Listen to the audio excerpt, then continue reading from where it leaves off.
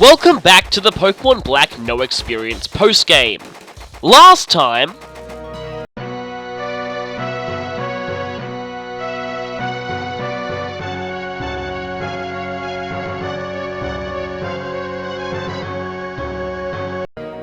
that happened. And this time, I have some revenge in store for the AI. The AI shall feel my fury.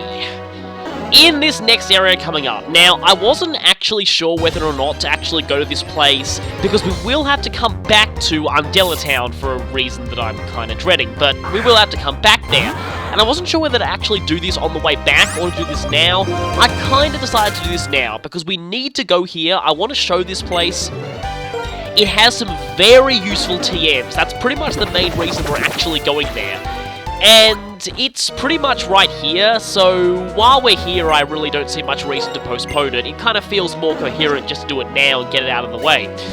So, it's time for us to enter this little area right here. The Abundant Shrine, which has very weird music. It's got the music of Lost Lawn Forest, which I don't really think makes much sense. It's supposed to be a nice, peaceful shrine, like a place of worship, and it sounds all, like, really creepy. It's kind of strange. But anyway, the Great Landorus watches over the land here. Yes, this place was called Fertility Shrine in the Japanese version. I can kind of see why they changed it, because... it's referring to fertile harvest and all that, and hey, this is the first TM that we came in here for, Flamethrower. Why'd this have to be post-game only? I mean, Ice Baby is too, but seriously, wow. Anyway, it's supposed to invoke fertile harvests, but yeah, the term fertility doesn't exactly have a kid-friendly connotation in English, so I understand why they changed it. But anyway, there's a youngster running around here, and he is going to be the first target of my revenge! Oh, yes, let's compare whose Pokemon is stronger, AI scum. Wes, wow! Caterpie? You've certainly got a lot less awesome since your Colosseum days. But, no matter. You know what? I have something special planned. Come on, Naga! Let's show him how much stronger our Pokemon are. Initiate attack formation Hyanod! Yes! Yes! Burn! Burn it all! Burn it all to the ground! The AI shall burn this Eve! Burn it! Burn everything! Burn this Pineco! Even Casturdi! That just means I'll be able to burn it again! Burn! And it didn't have Sturdy. Burn! Burn! Scolipede!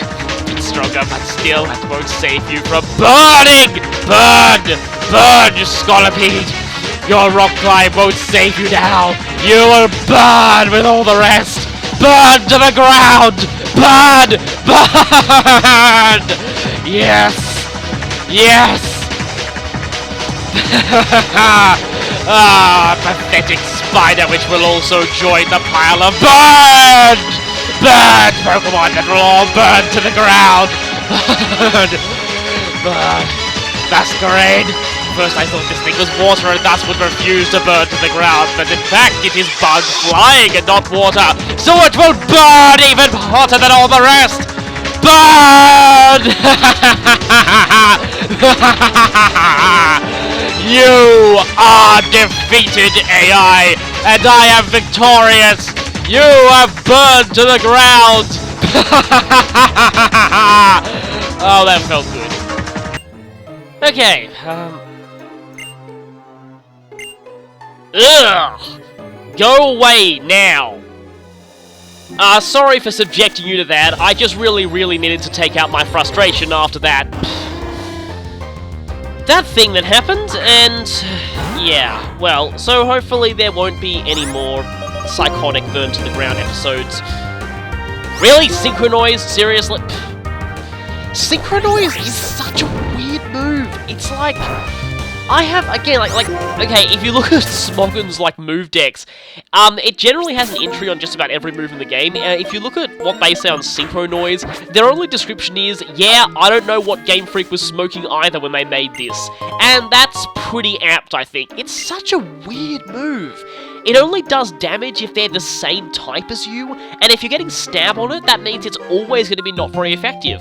What's even more hilarious is that if a dark type somehow got access to it, which I think Umbreon actually can naturally, basically, they cannot damage anything because it's a psychic type move, and it will only damage dark types. I guess it hits everything in double or triple battles, but it's just so weird. Should I bird this one too? Should I bird this one too? You know what? You know what? You know what? Yeah, I'm gonna go for it. I'm gonna go for it. So, I apologize in advance for this, but... Wait for it. Wait for it. Just hope it doesn't protect. Wait for it. Burn! Burn! You are quad-wing to fire and you will burn! Source Bark, okay. How about some overheat? Burn! Your solar beam will not save you, for you will not survive to see the turn it gets used, for you will burn to the ground! Burn! Sorry, I'm sorry, yeah. Last time I do that, I promise. Actually, wait, no, not last time. You are a Tangela with low special defense. Let's see if I can KO you even after a special attack drop from overheat. And I could! Burn! You burn to the ground. Okay, that was really the last time I'll do that. And... yeah, that was surprising for me. Surprising that I'd have to break out into burn to the ground again. But still. Yeah, that would be great if Burmy and Wormadam weren't such terrible Pokemon with awful stats. And, anyway, we've got another youngster here. I don't know why it's all youngsters and lasses in this place. It's kind of weird, and their teams are a lot worse than the trainers outside there. I mean, if that Scolipede had Speed Boost, it would probably be a threat, but as it stands, no, it doesn't really. Oh, Yanma. Yeah, I'm going to spare you the burning this time. I'm not going to burn this one to the ground. I'm going to see if I can beat it by other means. Speaking of Speed Boost, this thing might actually have it. And if it doesn't, it has Tinted Lens. Bug Buzz. Oh yeah, that is neutral because of my Dark typing, so that could be bad. And that wasn't even a critical hit, really? Wow, the game really wants me to get my revenge on the AI, it seems. Why would you send out the lady for second? Surely the Yanma's a bit stronger, so why would you... Wow, see, these things are really pathetic. Ninjask. Okay, speaking of Speed Boost, I will probably not be able to one-shot this thing. See, I'll just relate an anecdote about Speed Boost. Back when I was a kid, I was always thinking, why does Ninjask have Speed Boost? It's already the fastest Pokemon in existence. It does not need any extra speed. And yeah, then I realized Baton Pass. But until I learned about Baton Pass, I really had no idea why Ninjask would even need Speed Boost. Oh yes, they're having fun, alright. Having fun getting some revenge on the evil AI after all that it did to me. Well, Landorus is a pretty brutal Pokemon at tournaments, I will give it that, so it might be the exact opposite of Strong and Kind. Is this the second TM I need? No, it's not, but a Rare Candy is very nice, especially since that'll let me evolve my Metang into Metagross, and any of the other Pokemon that we can catch unevolved here, we can evolve them with a Rare Candy. Like this Vulpix. Unfortunately, Vulpixes don't have Drought here, which is really, really annoying. If they did, it'd probably be quite useful in this challenge, but as it stands, nah. Not gonna bother with it, really. Speaking of things I'm not gonna bother with, unless this is a certain... yeah, it's another Vulpix. There's only one Pokemon that I want to catch here, and yeah, it might be kind of useful. It's a level 6... See, I'm not going to show the wild Pokemon list for this area, only because there's only really one thing that's actually kind of interesting here, in the Dark Grass, that is. In, Shaking Grass, you can actually find some pretty interesting Pokemon, but cutscene, so I'll just stop for a second. Great Landorus' little shrine, that's kind of funny. Well, yeah, and we actually have that Pokemon. That's kind of ironic. But it turns out that this other kid's actually kind of right. Yeah, if you wreck this shrine, Landorus can't punish the stormy Pokemon, so in a way it will bring stormy weather. Yeah, it still probably won't like you if you've defaced its shrine. Yeah, that kid's a little weird, I will say. So yes, we know about that, but apparently Landorus made them stop. What does this remind you of? Certain legendary Pokemon from Hoenn? Hoenn confirmed! And I just love the touch of the fact that this was a total coincidence, but it got darker just as she was talking. That's kind of ominous. But anyway, yes, what they're hinting at right there is you can find Landorus here at level 70, but only if you bring both Tornadus and Thundurus. And don't mind if there was a music change there, I just had to cut briefly. And since I can't actually get Thundurus in this game, Tornadus is exclusive to black, Thundurus is exclusive to white, so you actually need to trade to be able to get Landorus, because you'll only be able to find one in one playthrough, and you need both in order to get... Oh, it's on that little patch of land, isn't it? Basically, yeah, you know what, I'm not going to bother, it's probably nothing much. Speaking of nothing much, this encounter is probably going to be nothing much, and I was right, it's a Chimecho!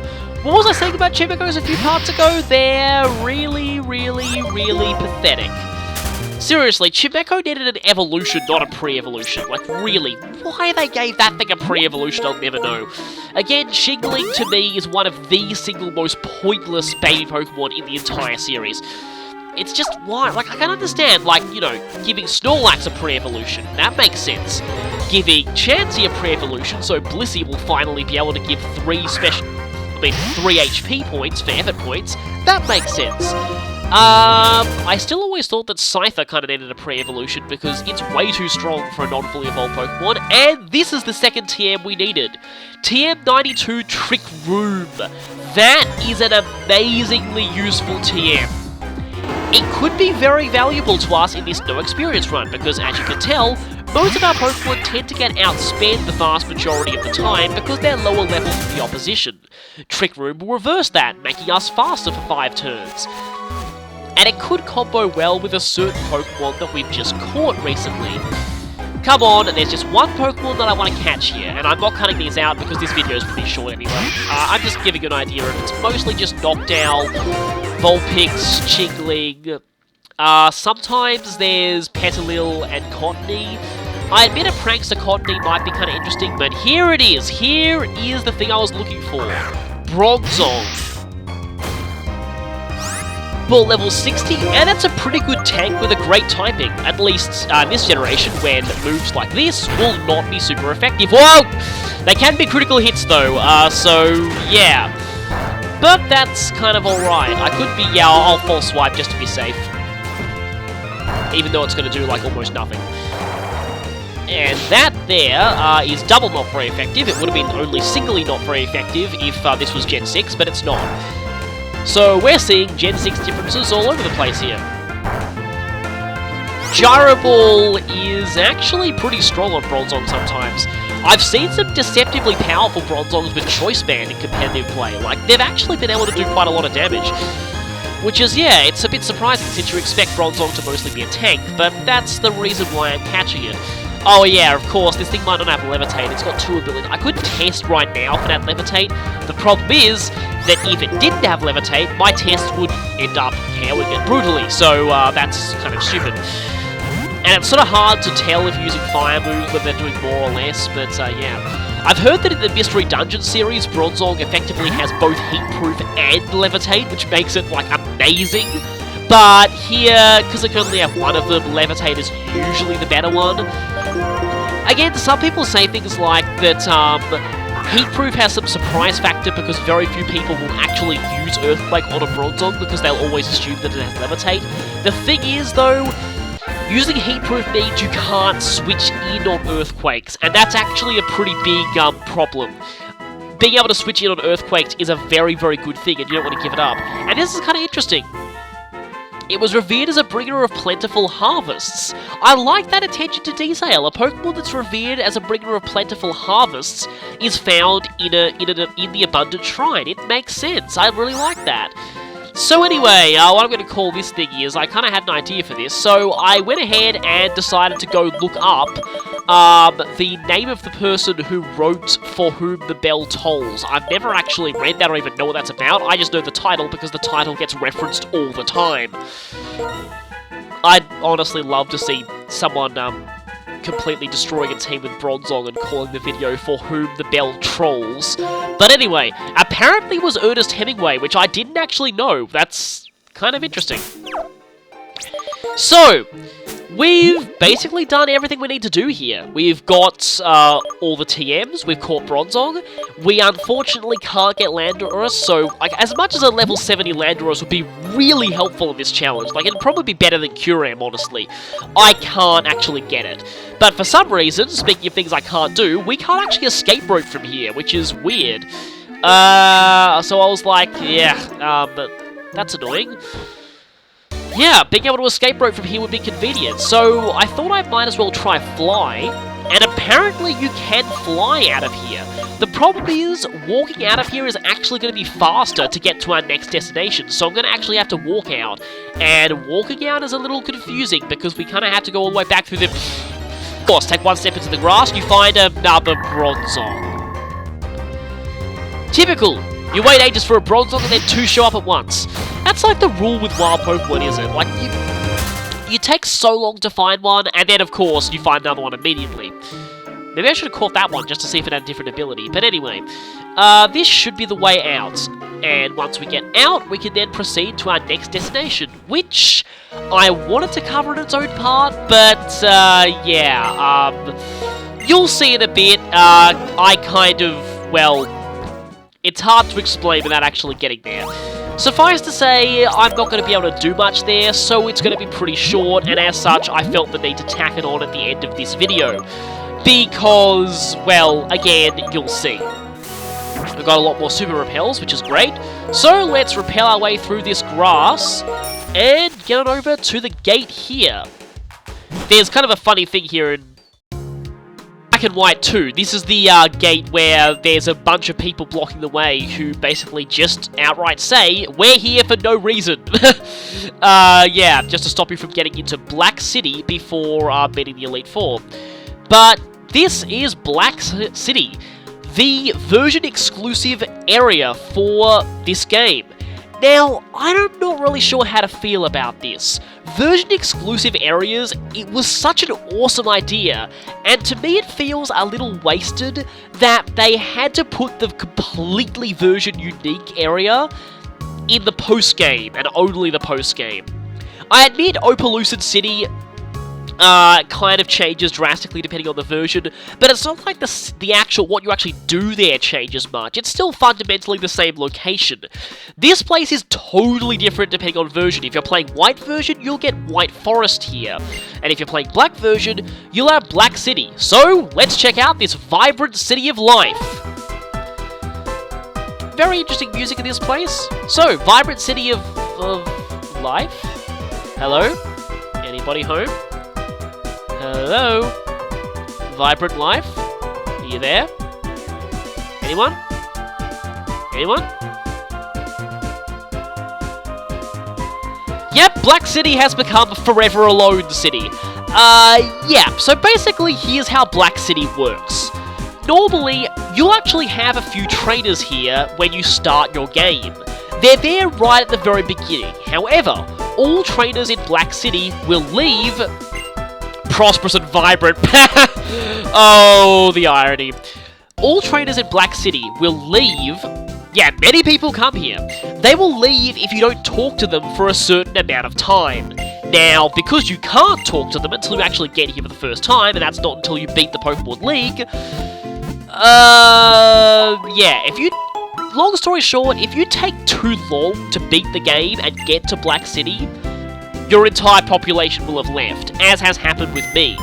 Now, they're not really too useful in a no experience challenge because they're only really there for experience. Basically, they're trainers, their Pokemon are usually no higher than level 50, but they're decent training for lower level Pokemon, and you can battle each trainer once per day. And, you know, if you keep talking to them every day, there's less chance they'll up and leave on you. I'm just going to go ahead and check out my new Court Pokemon here. Lizard has some interesting moves. Carbine could be interesting. Adamant? Well, it's not terrible. That's fairly nice attack, actually. Could be alright. Especially with Gyro Ball. Shuckle, Brave Nature. Now that might be helpful. Because as you can see here, this thing starts off with Power Trick. Power Trick is an interesting move. It swaps the user's attack and defense stats, giving Shuckle pathetic defense, but an enormous attack stat. Now that's normally useless because Shuckle is one of the slowest Pokemon in the game. However, that might combo well with a certain TM that we just found to remedy that. Hint, hint. This could be interesting, I will say. We also have Whirlwind, and I'm kind of glad that she didn't have an awful nature. Sirius is okay. It's not bad, but it's not good either, so it's definitely not terrible. Natural Cure is a fairly nice ability too. We will want to use some TMs to get rid of Dragon Breath. Eventually we'll want the moveset to consist of Dragon Claw, Dragon Dance, Cotton Guard, and either Substitute or Earthquake, probably Substitute, because nothing is actually immune to Dragon Claw this generation, so the idea is to come in on something physical, spam Cotton Guard, set up a sub, then spam Dragon Dance, and sweep everything. Altaria is going to be very useful to me, I will say that. For the time being, though, I'm not going to put anything new in my party. I'm going to keep these guys with me until the end of Eastern and Nova. But for now, let me just finish saying, actually, there's really not much to go. Basically, yeah. Now, in White version, you get White Forest instead. In White Forest, you instead find wild Pokemon, depending on the amount of people who are in the city. And if you talk, basically, in order to migrate people between the places, if you use Entralink to visit someone else's Black City or White Forest, you can talk to their people there and they'll move to your version. So that's the only way I'll be able to get more people in my Black City. Unfortunately, I have no access to that, so I'm kinda screwed. So Black City will forever remain forever a lone city. And since this video is a bit shorter than normal, I'll just add one thing. Now, the interesting thing about Black City and White Forest is Black City was a very major factor in me deciding to get Black version over White, and why I prefer Black version over White, and it actually really says a lot about my playstyle. And I just definitely wanted to get this out there. You see, me, I'd much rather have extra trainers to battle, extra experience, extra training spots, than extra wild Pokemon to catch. And as you can tell, that really says a lot about me. Like I've mentioned a lot earlier in this series, I have never once been interested in Pokedex completion. I do not care in the slightest about Pokedex completion. Never have gone for Pokedex completion, most likely never will. Black City was much more interesting to me. I'd much rather actually have, again, another training location than I would wild Pokemon. Of course, in practice it turned out the Nimbasa Sports Domes were a little bit better, but I still went to Black City occasionally. I quite liked the place, so if you're still playing the original Black and White and you're at a convention or something, try and find some people to go to Entralink with, and see if you can get some people out of their Black City or White Forest to come to yours. And on that note, I will leave you. See you next time when hopefully we will finish off exploring Eastern and Nova.